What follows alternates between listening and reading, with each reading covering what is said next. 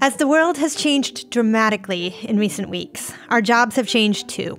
If you're looking to explore the science of making sense of work in these trying times, you should check out Work Life with Adam Grant, a podcast from TED. This season, you'll learn how small wins can help you fight burnout, how you don't have to fight loneliness at work alone, and what veteran remote worker, aka retired astronaut Scott Kelly does to build mental resilience. Listen to Work Life with Adam Grant wherever you get your podcasts. I know I always do. From the news team at LinkedIn, I'm Jessie Hempel, and this is Hello Monday, our show about the changing nature of work and how that work is changing us. On the first week of March, I went down to Mississippi to meet two entrepreneurs. I'm Josh West. And I'm Nick Weaver. Josh and Nick started a company that sells hand-sewn jeans. It's called Blue Delta. Their customers are the kind of people who regularly pay $500 for their pants. A lot of professional athletes, baseball players. Nicole Kidman has a pair.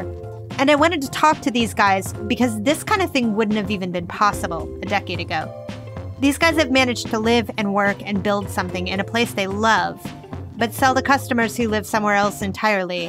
And when I toured their factory, which is outside Tupelo, things were going great. They knew it.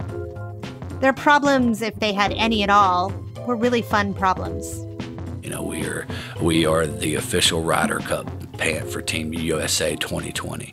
You know, we have these, unbelievable achievements that we, probably shouldn't have for a Mississippi jean company. So how do we go, how do we make it bigger and better? I visited on a Friday, and we didn't know it then, but it was kind of like the last day of the pre-COVID world. By the time I got home to New York, LinkedIn had closed its offices.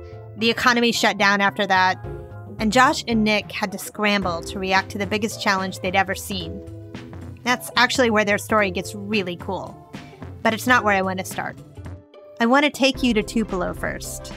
I want you to hear Josh and Nick talk with all of the conviction of two guys who, like all of us, had no idea that everything was about to change.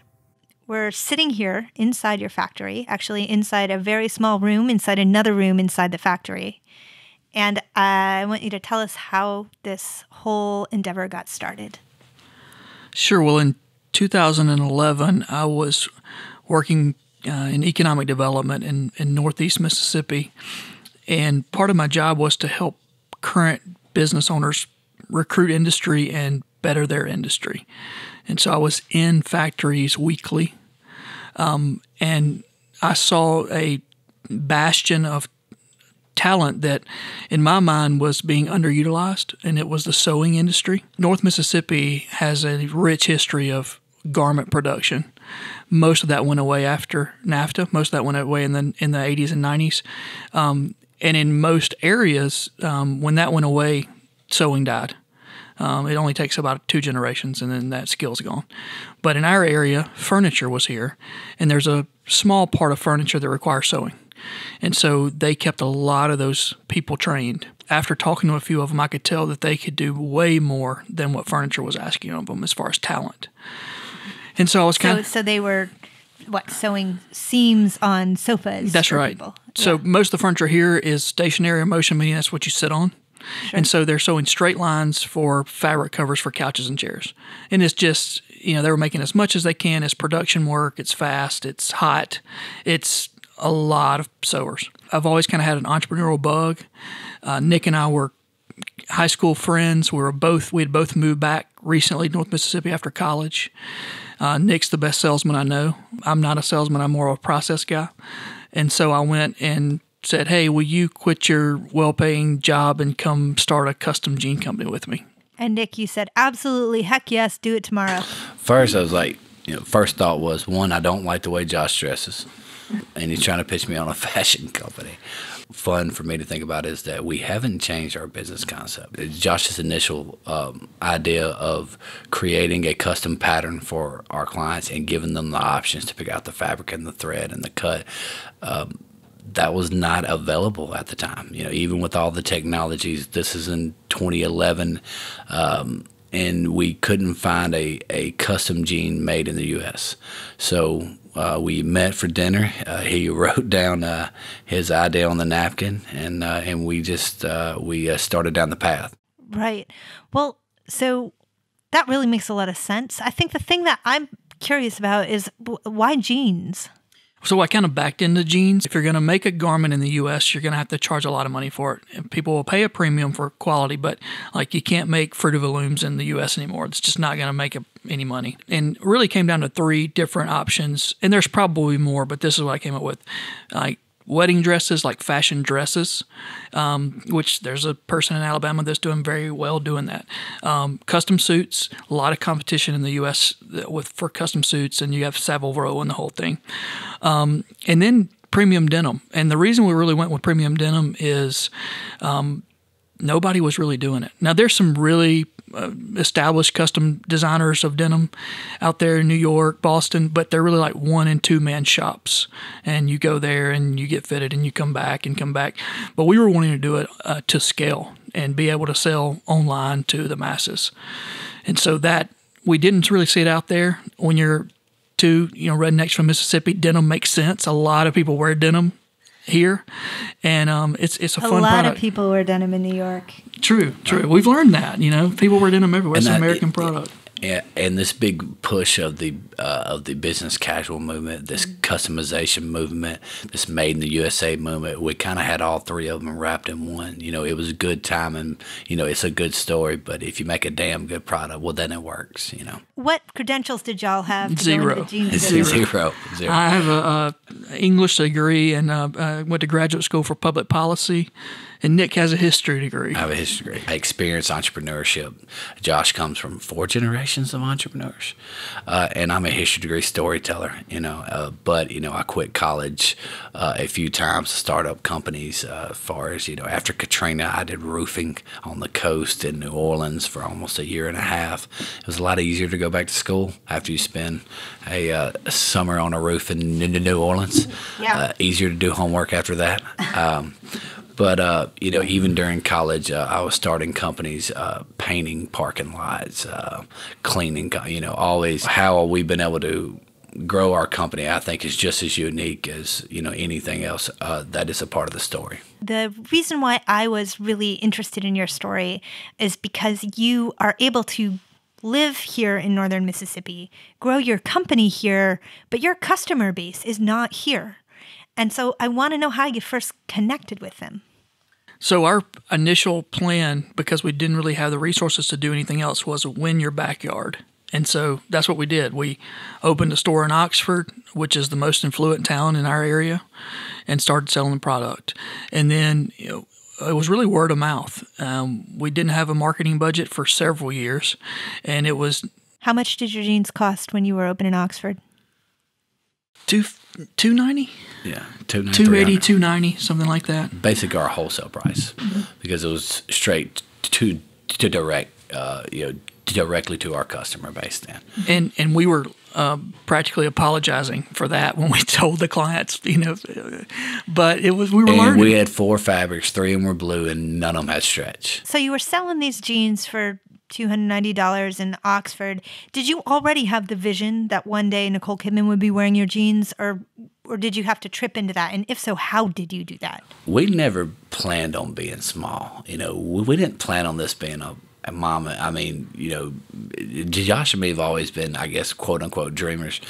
And we believed in each other. We didn't try to find, some big fashion consultant. We had many people tell us that, how are you going to sell it if you're making it here and you got to touch, that's been everybody's. But we figured it out, and we've created different products along the way. People have taken us back home with them, or, they have taken us with them. The head coach of the football team named an offensive play after us.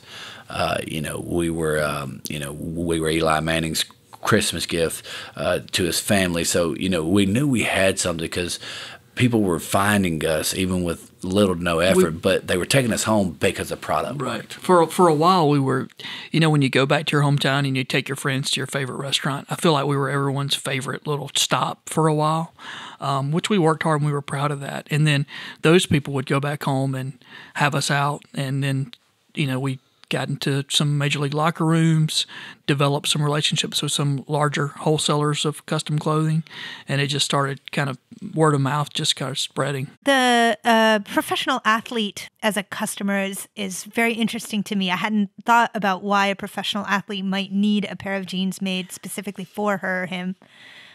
They definitely do. So why?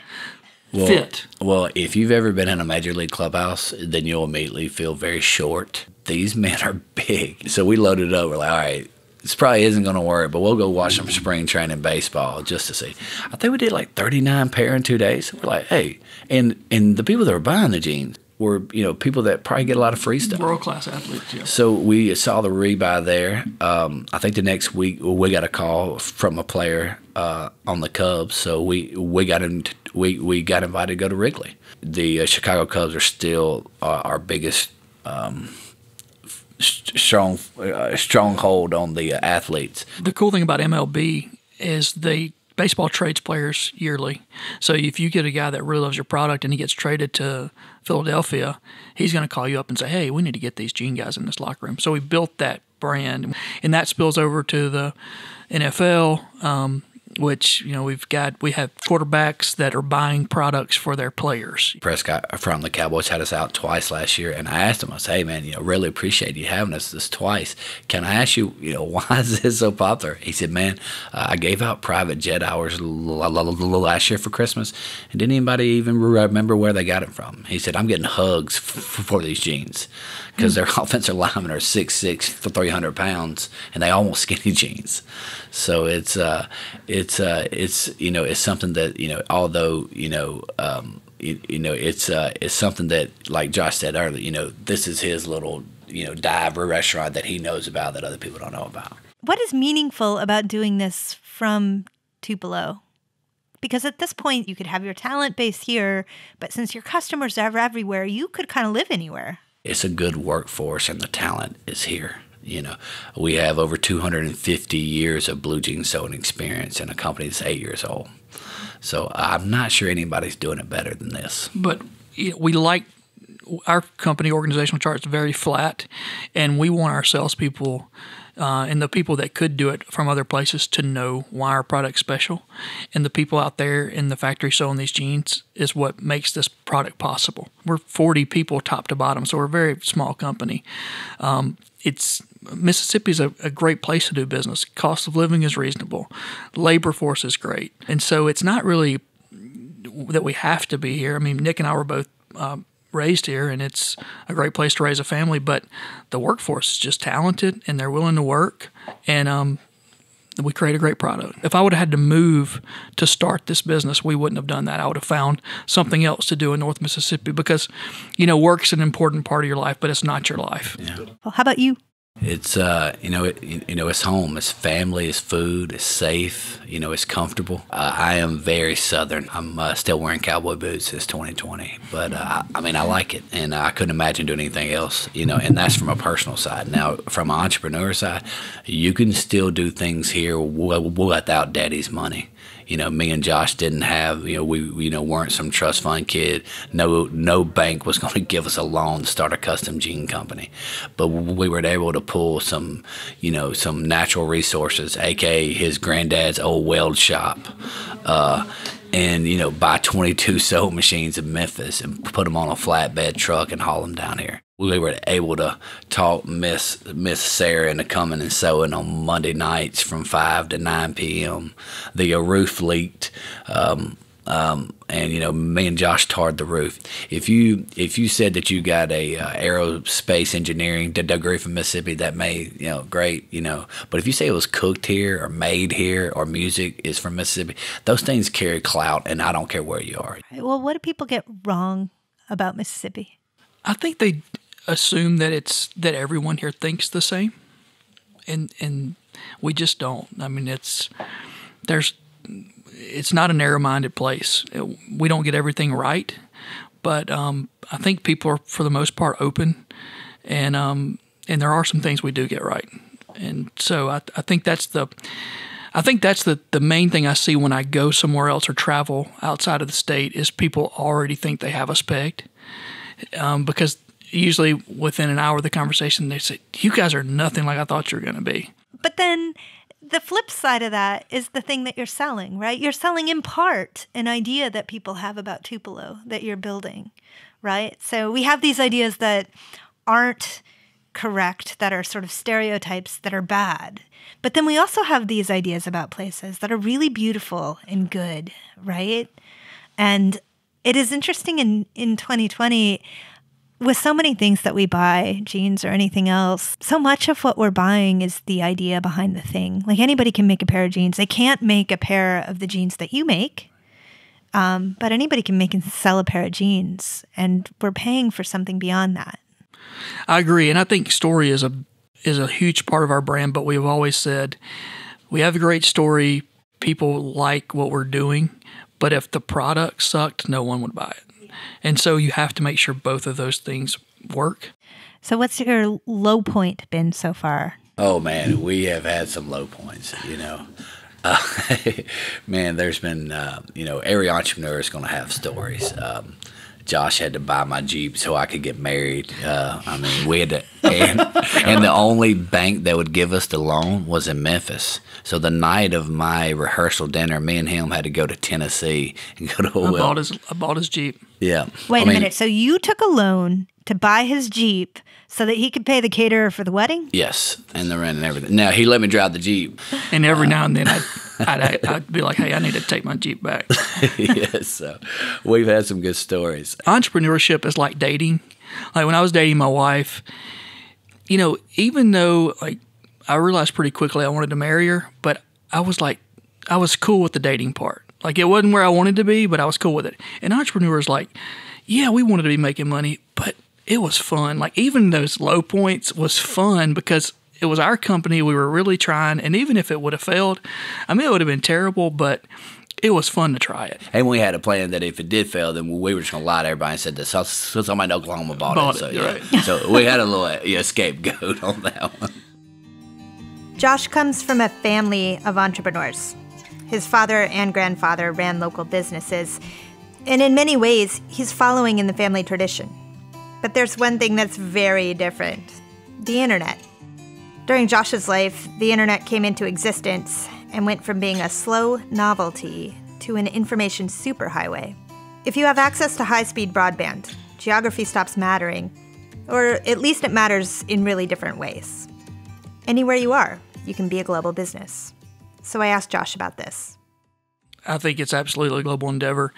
There's people around here doing some really cool stuff. There's a lady in New Albany, Mississippi that sells cakes and pies all over the world. You couldn't do that, in 1995 even. And it was in that time it would have been a cool bakery, but now she's selling cakes and pies all over the world. You see that, and then you see jeans. And if we would have started this company to open a shop in Tupelo and just sell one product, we would never have made it. But we didn't really think that way because we grew up in the internet age where you can sell anything to anybody, really. We have decided to invest in body scanning technology. We are going to continue to try to better ourselves and to reach other people with technology. Body scanning technology, how's that work? So right now, if you want to get measured for a pair of Blue Delta jeans, either you have to buy one from one of our wholesalers or we have to come see us, some of our sales team. And we're doing a lot of that because we have to measure you 16 times, from the waist down. So we have a lot of people weekly pinging us on our website trying to buy our product that we can't fit and that we may not have a wholesaler in their area. So if I'm from, Portland, Oregon, and I've heard about you because I saw my favorite baseball player wearing your jeans, I can't get you. You can't. We're going to tell you we'll probably be in your city soon. We'll call you when we come. And by then, you may not want to spend $500 on some jeans. You may have something else bought. You've bought something else by then. And so the body scanning software is just an app that will take the measurements that we would take in person, and you would still online. You can build your jean right now. You can go on our website and pick your fabric and pick your thread colors and build everything about the jean. We just need your measurements. And so it's going to take measurements the way we take measurements, and hopefully it's going to be more accurate than even us. We're in the middle of that right now, and it's going well. What advice do you have for people who want to start a business in their local community? There's no substitute between sacrifice and hard work. Starting a business is kind of like growing a garden. You can't trick it. You can't trick a seed into water or sunlight. You can't go through the motions. You have to do it. And that's one thing me, Josh, and other employees that have helped us build this have done things that I don't think other people would be willing to go through or do or to endure. And we have, we're still here, and now it's the fun year. We are the official Ryder Cup pant for Team USA 2020.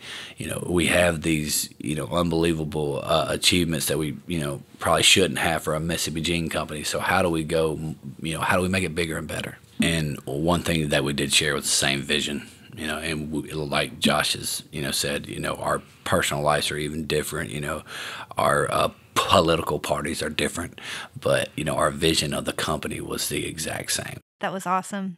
Thank you for coming. Good, yeah. That was Thanks great. for coming to Mississippi. That was Josh West and Nick Weaver, the founders of Blue Delta Jeans. And we recorded that conversation on Friday, March 7th. 2 months later, almost to the day, I called the guys back. A lot had changed. I was actually nearby. I'd come down to Tupelo to stay with family, but we couldn't get together because most businesses were still closed down here. And like in many places, people were taking extreme precautions to protect each other. A lot had happened for Josh and Nick. Blue Delta sells to a lot of Major League Baseball teams. Their biggest team is the Chicago Cubs, and normally Nick and his colleagues have great access when they show up. They usually do their fit and measure service right in the locker room, but this time it was different. I noticed that they wouldn't let me inside the facility, and they actually made me set up outside, out back. So I was kind of weirded out. I'm like, well, what's going on? And they said that they had shut out all the Major League Baseball clubhouses, the media, press, and outside vendors. I was like, okay, well, during this time, had one of the players come out and say, hey, did you guys hear that the Seattle Mariners and the San Francisco Giants aren't returning home after spring training and that they're going to start their season here in Arizona? Later that evening, I was watching an NBA game, and they actually ended the game halfway through the game. They called the game, and immediately the NHL and the NBA canceled the rest of their season. So all of this was within hours. You're looking at 24 to 48 hours, major organizations, major decisions that would affect months and billions of dollars were happening quick. So we knew that this thing was going to be big. For a while, things seemed okay, even with their outside status at spring training, and Delta Blue Jeans moved on to working some golf events. They had a great day at a PGA event. They sold lots of products. But then, once again. And then Thursday, they send everybody home, vendors, players, everything. And so on the way home, Nick, our other partner, Tyler in Texas, really started having, these phone calls, and Tyler headed to Mississippi. Nick starts heading to Mississippi, and I'm headed to Mississippi to really decide what we're going to do as a company, because, we saw, $500,000 in events evaporate in, 3 or 4 days of, cancellations. So we really had to make some tough decisions at that point. That must have been terrifying. It was very uncomfortable.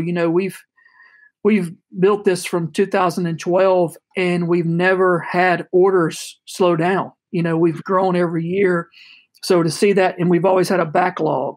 So to see that order volume, at least for a little bit, just stop was really scary for us. And not only that, we didn't know what the future, of our company is going to look like as far as the vendors, fabric sourcing, or were we going to be, able to, keep making product. Now, we had not heard the term essential businesses yet at that time. So we were preparing to keep making jeans through this, but we didn't even know how that was going to look, something that we were very capable and very familiar of doing. And it went from preparing to make jeans in a weird climate to, maybe there is no jean production, during this time. And on the way from Texas, Tyler's family is in the medical field. His sister and brother-in-law are surgeons in Tyler, Texas, and they alluded to the shortage of the PPE that was coming. And Tyler is your business partner. Yes. Yeah, he's our CFO. So Tyler calls us and says, hey, we maybe need to look at making masks in the next week, at least take a small portion of our manufacturing. Let's try to plug as much gap of the need as we can for a small business. And it went from using a small portion of our resources, labor, and time to maybe we need to use all of our resources and time. Well, so do you have to change a lot of things to make masks instead of blue jeans? Well, we say it's like asking an artist that paints portraits to come paint your house. It's very easy for our seamstresses and tailors to make a mask when they're used to making a bespoke jean. But the hard part is configuring the factory, setting your machinery differently. And then one of the hardest parts was for us learning how to make it in a safe way during a pandemic. We have more people in our factory today than we did pre-COVID because the demand is so high. And so we had to learn how to do that in a safe way. We brought in a medical team from our local healthcare system to kind of teach us how our people needed to be washing hands, suiting up. And then we put up a lot of temporary walls. It looks a lot different than it did when you were here. Is this a business for you? Is this a charitable endeavor? It's both for us. So our two main reasons of doing this was A, to keep our doors open and keep our people working. We didn't know what jean sales would look like. We don't know what they're going to look like after this. But we knew we wanted to keep our team intact. And then two, there's a need for that. It's a drastic need, and there's a lot of people doing it, and helping. But we knew that with our resources here, not with just labor talent, but with the raw materials that can be produced in Mississippi, I mean, we're making the fabric that we're making the mask with. Not a lot of places in the country you can do that. And so what do you mean by that? You're making the fabric that you're making the mask with?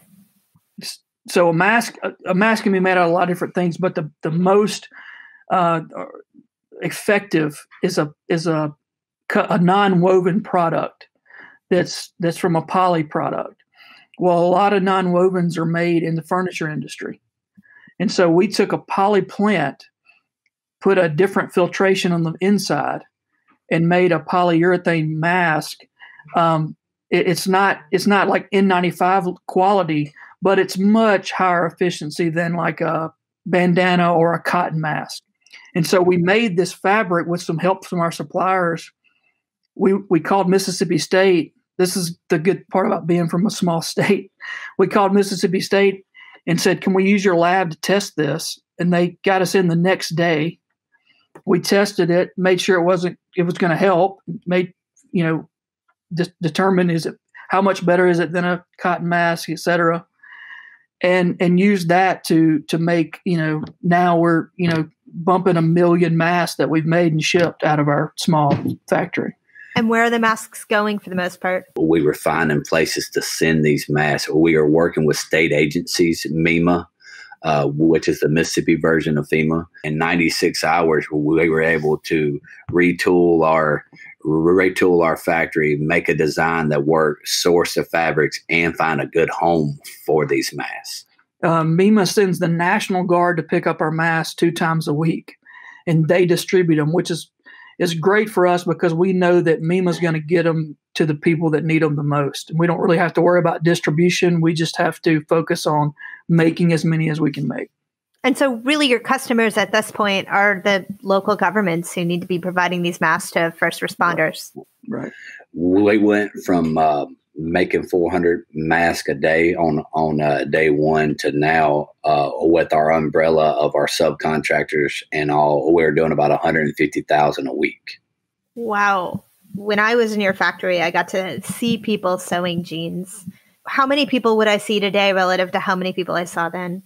Well, you would see about 30 people, about 25 to 30 new faces sewing masks. And then you'd see 10 to 15 of our employees that when you were here we're making jeans. We've actually moved the jean line to a different area.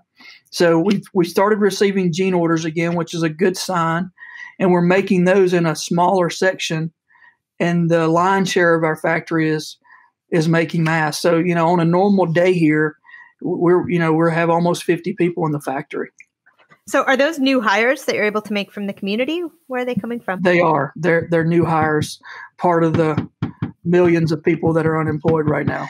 And we were able to partner with other sewing facilities in North Mississippi that their business dried up, within 48 hours, like ours did, and they were able to turn on their sewing factories and put their people back to work. So now, underneath our umbrella, we have north of 100 people that are sewing masks for us right now.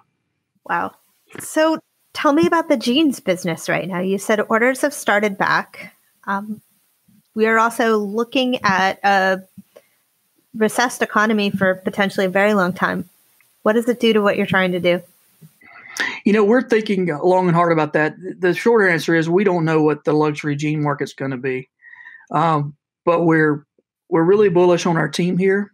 And luckily, we've been planning for some things that will help us with the new world post-COVID that we didn't really know what we were planning for when we were doing it.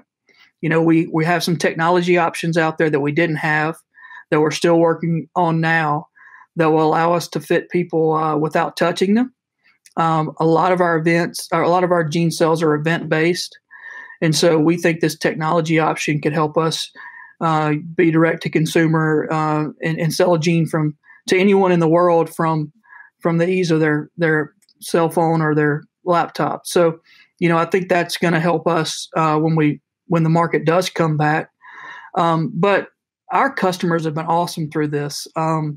We've had people call and order jeans. And even when we say, hey, I don't know when you're going to get these, because, we had a pipeline of jeans pre-COVID that we still have to make. And so our jean production's happening, but it's at a smaller rate. And so, but our customers are saying, put the jeans in, charge me, I'll get them when I get them. Some people are buying gift cards for later. I mean, it's been amazing to see the BDJ family, as we call it, really support us through this. They want you to stick around. I keep thinking about that conversation we had on that Friday. And there was this point at which I asked you guys, what was your hardest moment so far?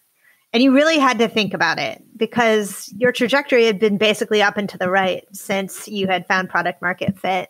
And you talked about the very early days. So in May of 2020, if I asked you now, what's the hardest moment been so far? How would you answer that? I think for me, it was definitely that Sunday night when me and Nick and Tyler were sitting around a table, truly contemplating laying off half of our workforce. Luckily, we didn't have to do that. But working through this has been so uncomfortable. And I say that knowing that there are a lot of people out there that have much bigger problems than a jean company right now. You also have to think about the safety of your employees. And we gave everybody that option to go home and wait this out. And when we're making jeans again, you can come back. And nobody took us up on that. Everyone stayed because they wanted to keep working, obviously, but I think more because they knew what we were doing and knew that it was going to help a lot of people in our state. We've learned a lot about what our team can do, but we still don't know what the future holds. So it's still scary. We're working 6 days a week, 12-hour days. To me, it's much easier to be here shipping product every day than sitting at home worried about what's to come. At least we have some type of effect on the future, or at least we feel like we do. That was Josh West and Nick Weaver. They're making jeans and masks outside Tupelo, Mississippi. I've been down here in Tupelo all spring, and it's a pretty special place. It's a place that lends itself well to starting things. When you don't have the costs involved in city life, like high rent or high taxes, you're able to take more in different risks. The barrier to entry is just lower. I think there are a lot of spots like that in the US and beyond. So this week on Office Hours, we're going to talk about the best places to live right now. Our producer, Sarah Storm, and I get together every Wednesday at 3 p.m. Eastern, and we go live from my profile. It's our coffee break. a chance to visit with listeners and talk about the episode. It's very informal, and we'd love to have you join us. Come tell us about where you live or where you want to move. That's it from me. If you like the show, please rate our show on Apple Podcasts. It takes 2 seconds and it helps new listeners find us. Hello Monday is a production of LinkedIn. The show is produced by Madison Schaefer and Sarah Storm. Joe DeGiorgi mixed our show. Florencia Iriando is head of original audio and video. Dave Pond is our technical director. Maya Mangini, Victoria Taylor, Michaela Greer, and Juliette Farreau make sure to wear their masks when they go out. A special thanks this week to everyone in Tupelo who has taken such good care of my family while we were in quarantine. I'm Jessie Hempel. See y'all next Monday. Thanks for listening. If either one of you guys needs a mask, let us know. We ship worldwide, and especially you in New York. If I need to drop ship some masks, that's easy for us to do.